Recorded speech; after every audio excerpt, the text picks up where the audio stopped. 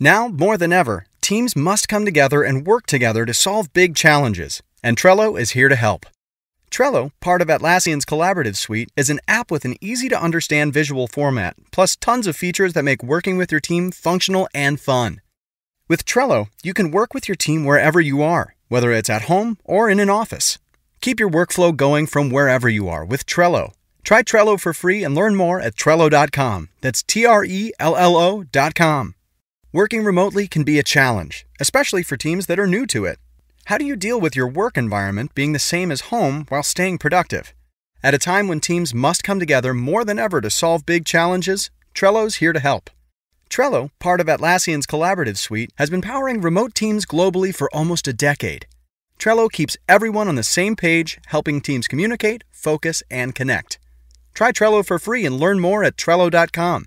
That's Trello.com. Starbane's Avenue. I can't deny it. I'm a fucking rider. You don't wanna fuck with me. Hey guys, welcome to another Sklarbro Country, the virus edition. We love doing this pod for you. Hope you had a good weekend. We're recording this on the Friday before, so if the world blew up over the weekend, we're sorry. We'll still release it, though. At least we released it. When the world is a barren wasteland, You we'll got know. us. If we get 2 views after an apocalypse, I'll take it. I'm going to count that as a I'll great be like, video. hey, we got a like. Is it getting any hits? Get any hits? Is it getting any hits? These are the Pandy Pods. This is the Basement Takes. I love that, Ed Ellington. If that's Ed Ellington who came up I'm with giving that. it to Ed Ellington, The whether Basement Takes. We are the Sklar Brothers, and this is what we do. Daily podcast, 30 minutes every day to give you a little break. No charts. No predictions, no death toll rates, no stock market. None of that. We're not talking about that right now. We're making fun of some silly decisions being made through this process. Yeah. We're trying to find what's funny in these moments, and we're venting to you about our lives. How are you feeling, by the way, Rand, through this process? I feel okay. I saw a guy running down the street, and people are running. That's like a big thing. A lot of running going on right now. Nextdoor.com, and maybe we'll do a whole episode where we just explore just several posts on Nextdoor.com. We'll just go through all. Saw a guy running. Don't trust him. Nextdoor.com. Nextdoor.com is the beginning of racism. Right. Well, it's like it is, but then there's a moment where if you see somebody and you're trying to describe them, no matter how if you're trying to give an accurate description, there's no way you can't sound like a racist. Because even if you identify, hey, there's a white guy running, why the fact is he's white? Why does that have to do? Why does that have to do anything? Because we're trying to help you. So people are running. Okay. So Nextdoor.com is a tattletale site. Yeah, and I'm telling on you. I told the the story. So there was a chicken running loose in Silver Lake. Is there anything more Silver Lake, Los Angeles than a chicken running wild? And someone was talking about it and how it looked like it was crazy. And then, of course, my wife, Amy, had to poke the Nextdoor.com bear, if you will. And she said, she commented on it, how funky was that chicken? You can't do that, because then someone followed that up with a comment, that is a real chicken with real problems and real issues. To which my daughter, Daisy, then 14 years old, took that quote and put it on the dry erase board. Where you guys had it lived in our kitchen for months. That's a real chicken with real problems and real issues. Crazy lady from Nextdoor.com. At least she attributed to something. She was almost too nice to that woman. So there's a big issue about running. I don't know if people are walking in their neighborhoods, and hopefully you're listening to this podcast, getting a little bit of fresh air. Yes. Maybe you're walking around your lawn. Maybe you're trying to find that one moment where people aren't out and you can walk through your neighborhood, and that is actually good and healthy for the soul and the body. But there's a lot of people. There are a lot of people walking in my neighborhood, and people are running and sweating and breathing out, and putting all their whatever they're out into the world, and it's bothering people. And the truth is that, and my wife wants to post on. I'm like, don't. You already messed up that spot. Don't post on Nextdoor.com. So she wants to post on Nextdoor.com. If you're running in Silver Lake, I'm like, shut your mouth. Shut your mouth, and you go into the street. If you're running, don't take the running path. You go. If you have to run, she's going to make go into the street. A lot of so that was like a big discussion in my head. If you have to run, the walkers get the right of way because you're on a walking path, and she feels very, very strongly of it. So strongly that now I have to feel strongly about it. You know how those issues. She literally was like, digitally hold my beer. Yeah, I'm going in. She And was you're- like, and you're digitally, like, I'm gonna digitally hold you back. digitally hold my 9 Wests, hold my my earrings, hold my 9 hold my Wests. clip-ons. I'm going in. Hold my weave. I'm going in on this. I was fight. like, no, this no. is not a Caribbean brunch on No. Real Housewives of Real NBA NBA wives. wives. No. no. You got to stay back. Let this run its course. That's right. No pun intended. That's right. And if it does have to run, go out in the street if you need to. I said, look, maybe you need to go Just out. quote Michael McDonald of the Doobie Brothers. You don't know me, but I'm your brother? No, taking it to the streets. If There you're- was a time in the early 80s where Michael McDonald sang on 90% of the songs that were released. He was the white Nate Dogg. I've always said this. yes. Nate Dogg in the 90s and early 2000s. Come on up to my castle, baby. See you got things on your mind. Come on up to my bedroom, baby. Having things is just fine. So so she wanted to write something on there, and in the midst of all of this, where I was trying to tamp down the don't make a thing about don't rile them up. Don't rile them up. What was that from? I forgot what it was. We We were watching was a some chant. sporting event. and we were riling up other people. Yeah, and they were just, And like and then our anger and Matt Price I kept think, saying, said, "Don't rile them up." He started chanting, and that was riling us up. But in the midst of all this running controversy, I saw a guy outside, and my whole thing is don't enter the rile fray. them up, don't enter the rile 'em fray. up. And I saw a guy running on my street, barefoot running. You know, there's that trend of like, Bro. it's not even skeletos. Bro, We saw a guy in skeletos in a suit at the airport. I I'm hope like, you land on a hypodermic needle. what meeting are you going to where is it that skeletos are, you can wear that with and I think it was a 3-piece suit. You can't be that important to wear those. You either have to own the company or you're an afterthought. Like even on Silicon Valley, when Gavin wore, I was like, that might be gilding the lily bit. We saw it live and I'm like, I can't even get angry about that. Life. We saw it in the world. Saw it in the wild. This guy was running barefoot. I'm like, whatever skin things you're just putting out into the world. And I guess there's this idea that, run barefoot. That's the way our ancestors ran.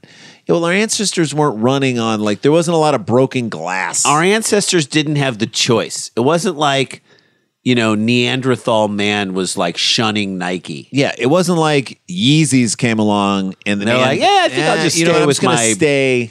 I'll stay with these calloused feet. Right.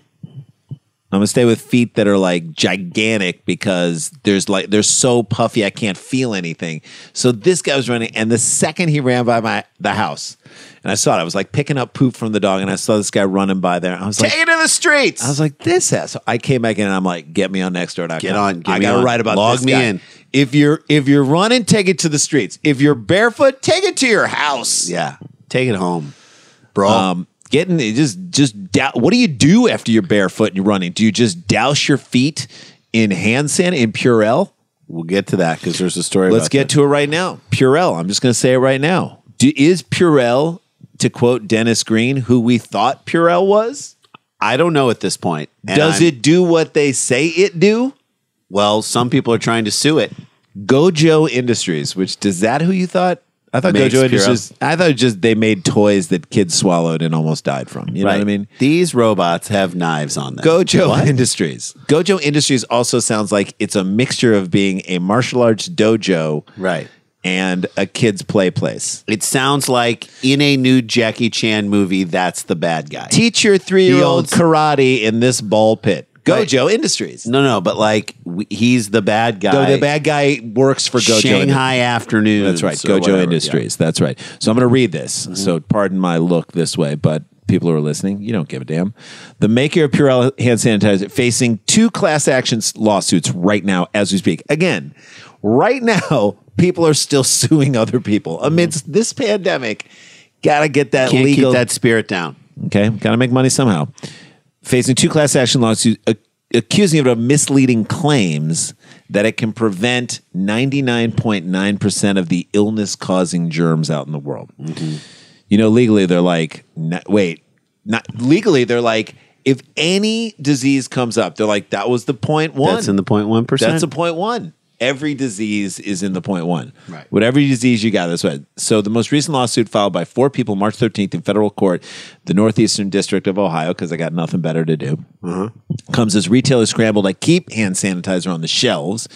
Says Purell's label says that it can kill 99.9% of the illness-causing germs. You know, They're the suit claiming it. claims They're it's leaving the door misleading. open. They're saying it's misleading and implies sound scientific support when none exists. Did you think that implies sound scientific?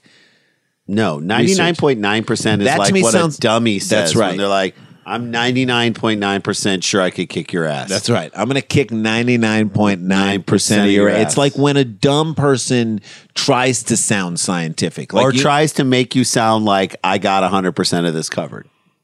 That's how someone exaggerates. For people to be calling Purell on it just means that they're dumber than Purell. To think that meant that they ran scientific tests. No, I'm 99.9% sure she doesn't have herpes. Look, that's what you say but to your friend when you know she has herpes. But Purell never thought it would be thrust into the limelight quite like that. Purell was a background player in a Broadway show who suddenly now has to do a solo. Purell was just good smelling rubbing alcohol. That's right? all it was. Like I bet people make like elderflower moonshine out of Purell in the foothills of West Virginia, in the Smoky Mountains. Someone's making a Purell batch of moonshine as we speak. Purell was fun because you could make it disappear onto your hands.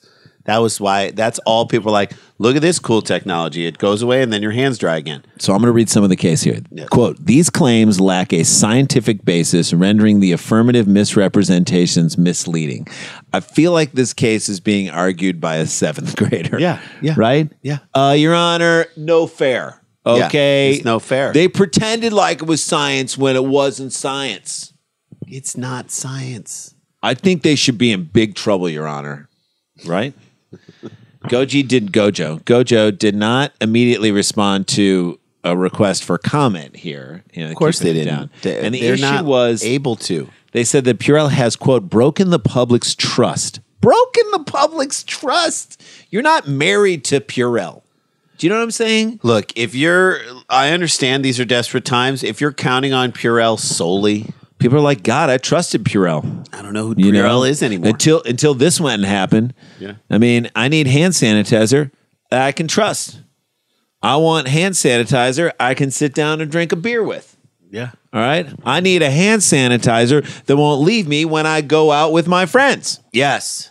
I want hand sanitizer that shoots straight. When they say 99.9%, I want to know that they ran the tests. But 99.9% does leave the door open. I trusted you, Purell. Look, you can't put too much weight on Purell. That's too much weight on a thin back. That's right. So in January, the U.S. Food and Drug Administration sent a letter to the maker of Purell warning Gojo. What are you using, Purell? Warning Gojo Put a little on right now. against making unsubstantiated claims about the effectiveness of the products. The FDA cited several advertising campaigns suggesting that Purell could prevent the flu, Ebola, norovirus, and other deadly. Okay, so they did kind of lie. So now it adds 2 inches to your penis. Wait, what? That's I feel like Purell is overreaching in this instance. So demand, of course, is gonna, male pattern baldness. It cures. No, it won't. Erectile dysfunction. So there's a bottom line here, and this is the bottom line I say about Purell is that Measles, mumps. should get rid of any stats on their label. That's what Purell should do. Just get rid of it, and just adopt this tagline: Purell smells like it works. Yeah. Right? That should be good. the new thing. Hey, Purell, look, it feels like it should work. Yeah. I mean, this has got to work, right, guys? That's what Purell should be. They should be your friend who doesn't know if the bungee cord is 100% secure, but he's like, I mean, they're not going to let you die on this Bungee thing. cord jumping. Yeah, that's right. How can It's it go fine. wrong? It's fine. It's Don't wrong. overpromise. Nobody will get hurt. Purell, don't ask, don't tell. That rhymes. Purell, it's one way to feel better, I guess. Yeah. I mean, look, if you did it like that, Purell, curiosity killed the cat. Curiosity is a deadly virus that we probably can't stop. Yes. If they did that, boom. They're not saying they get rid of it. No, they're not. They're just saying, okay, we smell good. Mm-hmm. We'll keep you pretty clean. That's right. Also, don't touch a lot of people and put your hands in your mouths. Yeah. And then don't drink us. But we smell pretty. We're pretty good smelling rubbing alcohol. That's what they should say. And that's it. And I don't know if they're going to win these lawsuits, because at first, before I started, I was like against them, but now I'm actually, I was on their side, but now I'm kind of against them. I don't know who. I don't know who to root for anymore at all. I think that's because no sports have been around. There's no sense of good and bad. You're trying to say, who do I root for here? There's no home team, no away team. There's no good. There's no evil anymore. This virus has removed my ability to understand who we should root for. My rooting compass is now gone, completely gone. And let's take a break, shall we? Yeah, let's take a break. In this break, before we head to break, we have a voicemail, or we have a little voicemail from our good buddy Dan Van Kirk. Oh, yeah, Dan Van Kirk. Who has a new podcast himself. He's going to tell you a little bit about that. People are always asking us during this time, what else should I be listening to? There's a little recommendation. Dan Van Kirk has the Good Night Show. Is that what it's called? Our co-host. The Good Night Show, I thought, was a kids show on PBS. The Midnight Show? No, that was I don't know what it is. Dan's going to tell you what it is. Sleep Tight Show? It is a late night show that you can go to sleep to that will make you feel good. That's what Dan Van Kirk does. He makes you feel good. He is our co-host from Dumb People Town. And check this out, and then we'll go to break. Hey, this is Daniel Van Kirk. You're actually listening to the theme from my brand new podcast called The Good Night Show. It's a late night podcast that drops every single night wherever you get your podcast, and it's light and it's fun. Episodes run anywhere from maybe 15 to 20 minutes, never more than 30, and we cover topics like history of pop culture or notable days that are happening that week. Everything from small town news to positive things that we've seen from around the internet or have even been sent in by you. Plus, we have unsolved mysteries, sex and relationship advice, and a couple times a month we even bring in a guest for an interview. And those will be people from the comedy world and beyond. It's called The Good Night Show. I hope you check it out, and I hope you like it.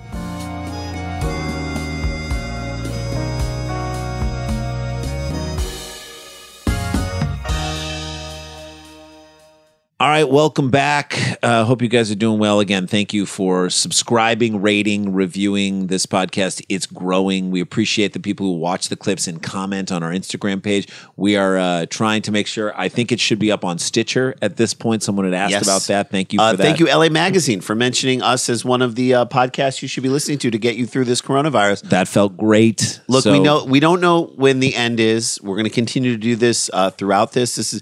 Let me just say, truthfully, this is not easy for us. We are taking a slight risk by me being in Randy's space right now, and me being away from my family in this time. It's not easy. It's not easy to do it, but we believe that this is one of the things we can do to help and to put what we believe is good vibes, creativity, comedy into a dark place and try to find some light. So that's why we're doing this. We will continue to do it throughout this process and try to give you guys that little break every single day that will help you lift your spirits a little bit. And hopefully we can get you to maybe give you some good advice, like this next story.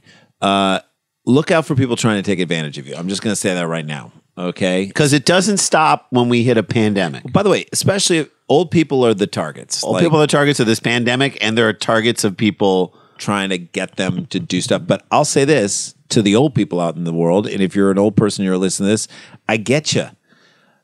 I got duped. Remember when I got duped? Yep, Randy got duped. I was on a class field trip that I was chaperoning for she was now in 7th grade, but then 6th grader. And I'm on this class field trip. They're at like a writing workshop. I get a phone call, like 3 phone calls from a number I don't recognize. I pick it up. I start talking to him. It's a guy with an Indian accent, not Native American, from India. Beeping going on like it's being recorded by the government. He's saying he's from the Social Security office and that my Social Security number has been used in a crime. And then he starts to go on and on. He needs my bank. How would it have been used in a crime? He said my thing was used to rent a car, and that car now has blood in it and drugs, and it's sitting on the Mexican border. Now, a blood drug car on the Mexican border? Even saying it right now, I realize how stupid it is. But in the moment when the phone is beeping, when the guy is I got to give him credit. As far as an improv guy, the guy's unflappable. He was hanging in there hard, and you were on a better than field Harvey trip. Korman. He wasn't breaking. I'm on a field trip with my kids. I'm with my daughter. I'm outside of this field trip. I'm freaking out. I start to give the guy my bank information and my social security. Then, of course, I thankfully had LifeLock and went nuts in terms of trying to put in barriers and whatnot once I realized everything that was going on. Everyone's telling me, get off the phone. So since you did that, because I don't just answer the phone, I just ignore anything but like now I answer the phone and go after them. I'm like, hey man, what's going on? Yeah, well, there's a cocaine car with my cocaine car. With my hey, yeah, can you say it louder? Because the cops who are on the line, and then they hang up, and then I call back, and I'm like, hey man, what happened? Yeah, you just you and then they hang up on you again, and you call back, and you be like, here's the deal, you're done. You're finished. I know you probably don't care about this and you're just trying to make money, but you made a huge mistake getting into this business because now your life is over. Every choice you make. You can't threaten him. I was like, don't look over your shoulder, bro. You can't say that. And I will be there with a broken piece of glass. No. I'm going to shove it into the back of your neck. I'm not going to kill you, but I'm going to make it so you can't walk anymore. Let me just say, there was a moment. Too much? Yeah, there was a moment 2 years ago where someone said there was a car with cocaine and blood in it at the Mexican border, and it is somehow linked to you. And I thought to myself, I got to get out of this. Suddenly, I was like Harrison Ford in The Fugitive. I didn't kill my wife. I'm standing on a drain pipe with a 100-foot drop, and I'm just like, it's now or never. I was in it deep. So old people, watch out, because they're coming for all of us, specifically you. And this happened the other day. If something comes up and someone accuses you of anything in these moments. Yesterday, a Brookville, this is on Thursday, so this is dropping on Monday. So last week, a Brooksville, Florida man, of course this happened in Florida, received a COVID-19 relief check from the government for $3,000 in the mail. Okay. The bill had not been passed yet. Right. But this guy's getting a check in the mail, which, by the way, it's not coming in the mail. Just like the Social Security office will never call you. They will send you a letter. So it's not coming in the mail. It's going to be added to your tax relief. Right. When taken off of whatever you owe on your tax. So you're not even going to get the money. But like the $2.2 trillion thing hasn't even been passed yet. And then it said on there, call a number on the accompanying letter to continue to claim relief checks in the future. That's the beginning. They're like, oh, I get to keep claiming. Yeah, here's you the just have 3,000. We're going to give you more. Keep claiming stuff. So when a local news station, kudos to the, I'm assuming the person walked the letter over to the local news station or just did whatever. No, they called them. They probably took a photo on a landline. Yes, on a landline. Connected to the wall, called the local news station, which they probably had on speed dial. Right.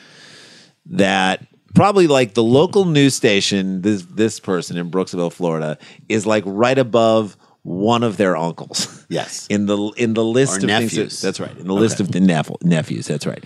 So they called them up, and the local news station called this number, and what they realized, it was a number for a trucking and carport business. Ooh. That's exactly the type of people who do this stuff. A trucking and carport business. To me, if someone says, "What are you in? What kind of business are you in?"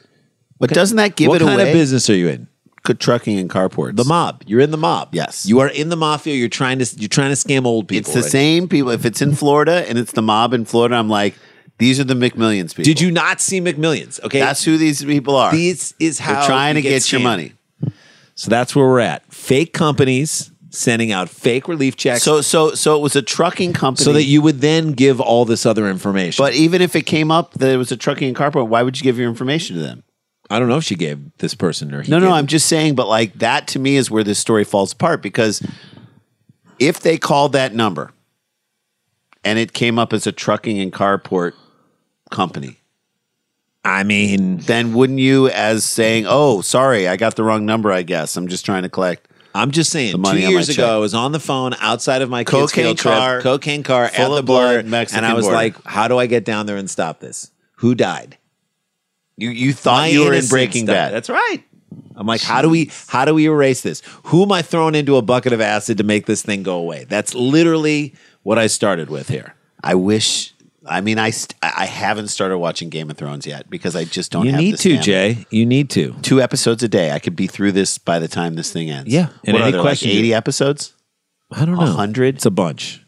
Not 100. And they're like an hour and a half each? I mean, here's the thing. Old person sees a letter come from the mail. They're like, gotta be official. Yeah.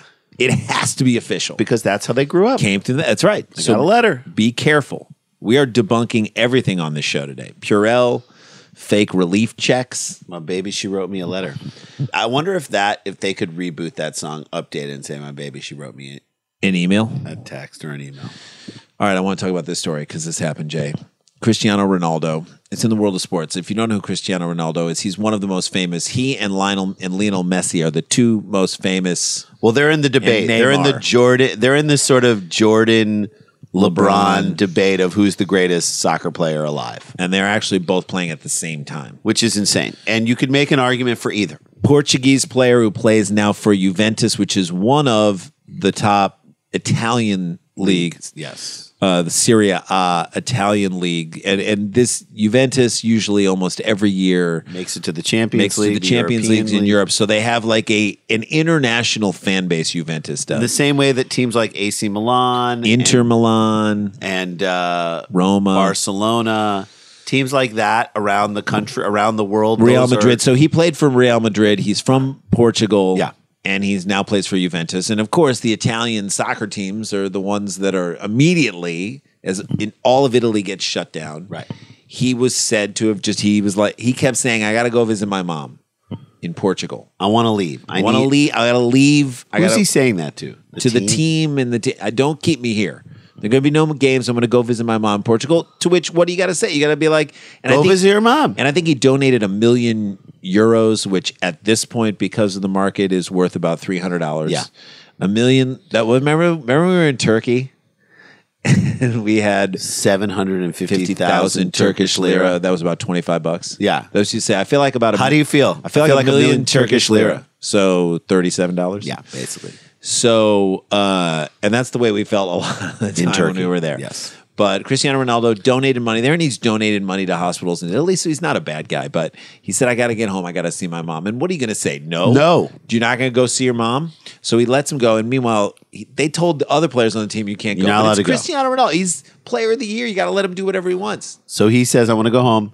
And then he starts posting pictures online. There were pictures posted online. I don't know if it was him posting or people caught him lounging, hanging out by his pool, shirt off. Now this guy is in insanely great shape. Even for a soccer player, most soccer players are in incredible shape. This guy is like Chris Angel. He's like the Chris abs. Angel of which we've always said that Chris Angel. You don't need that many abs to do magic. You do not need, and most magicians in Vegas, particularly, they're vain. They're in good shape. They're orange. Lance Burton. We all know what he looked like. Sure.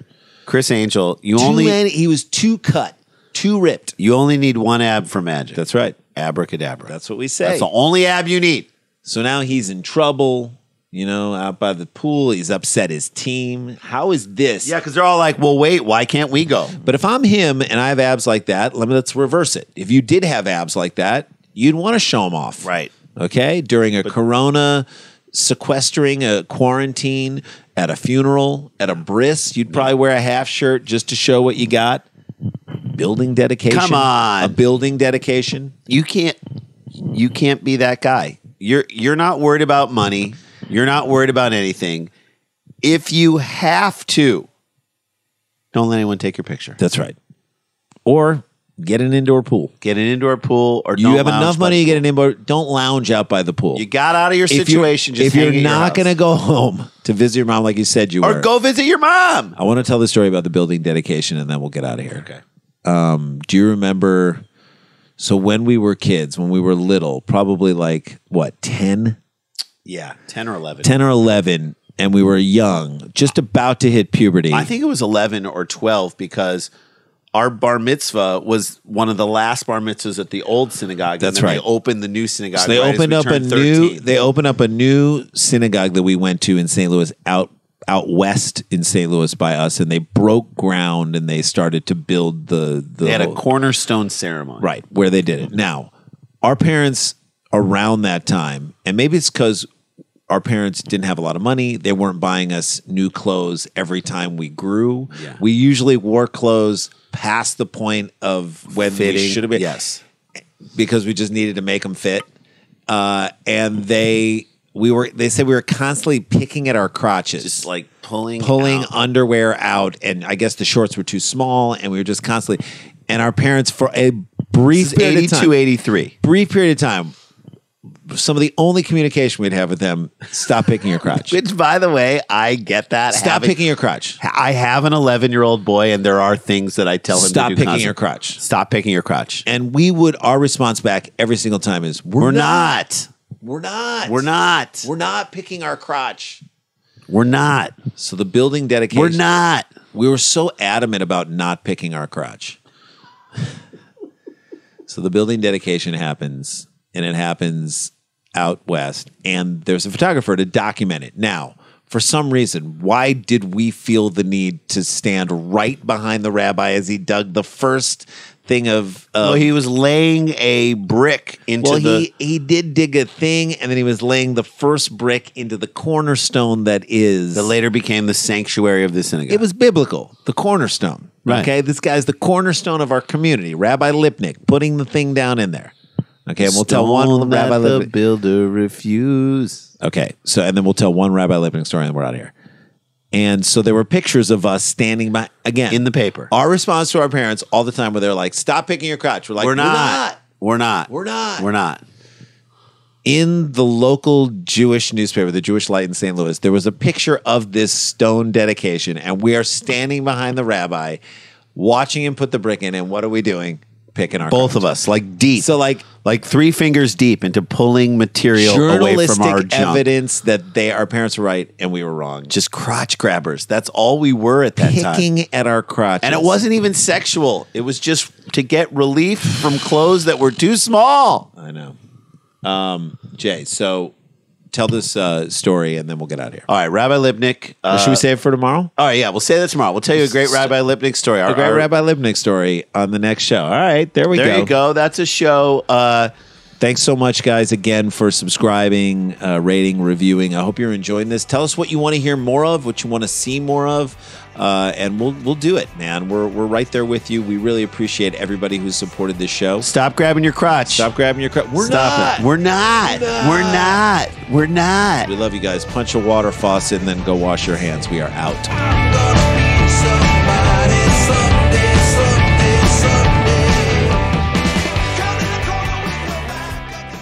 Scarpins Avenue. A podcast network.